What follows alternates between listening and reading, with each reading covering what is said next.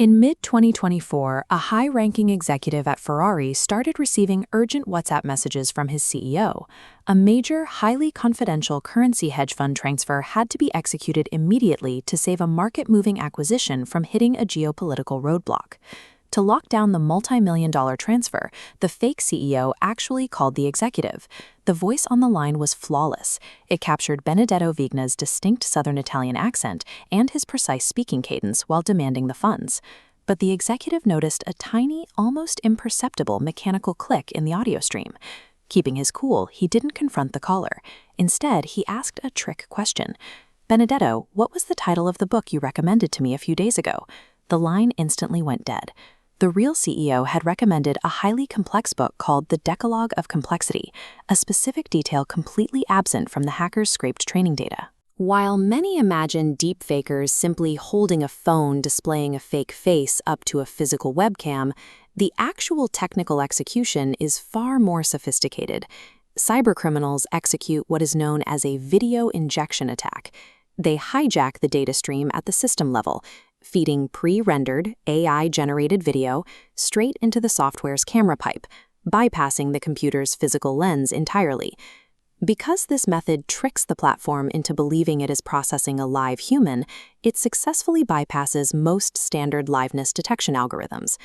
The Ferrari case demonstrates that as system-level exploits become more seamless, human skepticism remains the most reliable filter for spotting a sophisticated fake. These attacks are built using two core types of machine learning models. The first is a generative adversarial network, or GAN. Think of this as a non-stop cage match between two AIs.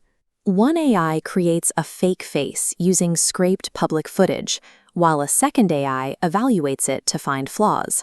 They loop millions of times until the generator produces an unpatchable fake. The second method relies on diffusion models.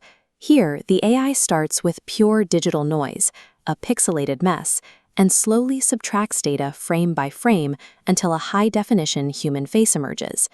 Building these assets used to require deep coding knowledge, but the dark web has industrialized into a mature marketplace of fraud as a service. Real-time voice cloning packages and custom video tools are selling on underground forums for as little as $15, fueling a 2,000% surge in deepfake attempts across a 3-year span. This chart visualizes the financial scale of the threat. Following this surge in attempts, total global losses driven by generative AI fraud are projected to reach $40 billion by 2027. With the financial barrier to entry effectively gone, platforms can no longer rely on creators to voluntarily disclose their use of AI. This collapse of the internet's honor system has forced companies like YouTube to automate their detection. YouTube has transitioned to a mandate where their backend systems scan for unlabeled synthetic media. If the system flags a photorealistic video, it automatically applies a permanent AI label directly onto the main stage of long-form videos and shorts. They achieve this through a two-layered detection grid. The first layer is C2PA metadata, which acts like a digital passport. When an AI model generates a video, it wraps the media file inside a standardized data container and takes a snapshot of the raw frames, generating a unique cryptographic signature that records the software used. But this passport is fragile. The moment someone takes a screenshot, screen records a clip, or sends the file through a messaging app like WhatsApp, the metadata is frequently stripped entirely away. That is why Google developed SynthID to act as a forensic DNA backup. It ignores the file container entirely. Instead, it applies deep learning models to calculate invisible statistical noise patterns, which are woven directly into the actual pixels and audio frequencies. Because the watermark is embedded into the actual substance of the file, it survives alterations that usually destroy metadata. A user can crop the video, change the frame rate, or apply a visual filter, and those statistical markers still survive to trigger the automated backend detection engines across TikTok and Meta. These two technologies reinforce each other to form a multi-layered safety net. C2PA provides a verifiable, step-by-step history of the file's software origin, and if an edit destroys that data, SynthID preserves the latent signal in the pixels, so automated systems can still trigger the necessary warnings. Silicon Valley is deploying this tracking infrastructure to align with a global wave of regulation. tech giants are racing to implement these grids to stay ahead of international laws that carry heavy financial penalties. The European Union serves as the global benchmark.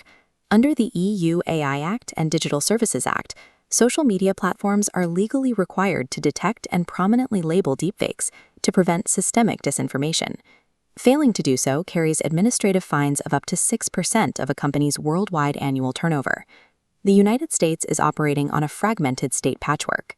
California's AI Transparency Act requires large generative platforms to include these unstrippable watermarks on all outputs, enforcing civil penalties of $2,500 per violation per day that the unwatermarked system remains online. New York takes a sharper approach.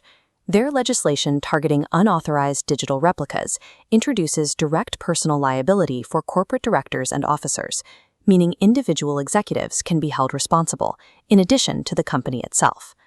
Across Asia, the approach shifts from corporate fines to direct criminal codes.